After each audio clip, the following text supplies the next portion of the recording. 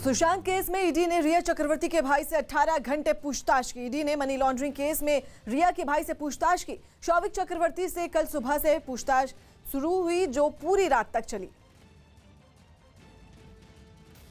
दिवाकर सिंह हमारे सहयोगी इस वक्त फोन लाइन पर मौजूद हैं। दिवाकर, ये जो पूछताछ रही 18 घंटे तक चली, इसमें क्या चीजें सामने निकल कर आई?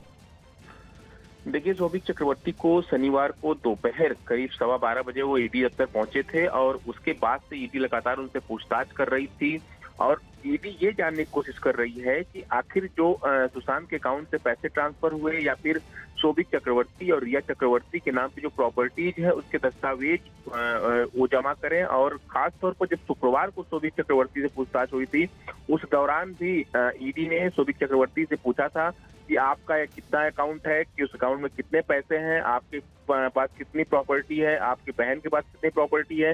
ये तमाम सवाल जो है ईडी ने पूछे थे और दस्तावेज जमा करने के लिए कहा था। उस वक्त शौविक ने ये ईडी को कहा था कि मेरे पास तो दस्तावेज नहीं है, हम मुझे 1-2 दिन का वक्त दीजिए, मैं उस दिन जमा कर दूंगा। और इसी के चलते शनिवार को 12:15 बजे करीब शौविक चक्रवर्ती जो ईडी दफ्तर पहुंचे थे और इसी दौरान इन्हीं सब बातों को लेकर ईडी ने उनसे पूछताछ की है, क्योंकि ईडी ये पता कर रही है कि जो सुशांत का परिवार आरोप लगा रहा है कि 15 करोड़ रुपए ट्रांसफर हुए हैं, वो पैसे किस अकाउंट में ट्रांसफर हुए। क्योंकि शुरुआती जांच जो ईडी की है उसमें ये साफ तौर पर है कि रिया के अकाउंट में पैसे जो है 15 करोड़ नहीं ट्रांसफर हुए हैं और ईडी को शक ये है किसी और अकाउंट में गए हैं, लेकिन वो अकाउंट किसका है और तीसरा शख्स कौन है जिसमें ये पैसे ट्रांसफर हुए हैं, ये तमाम चीजों की जानकारी ईडी जुटा रही है।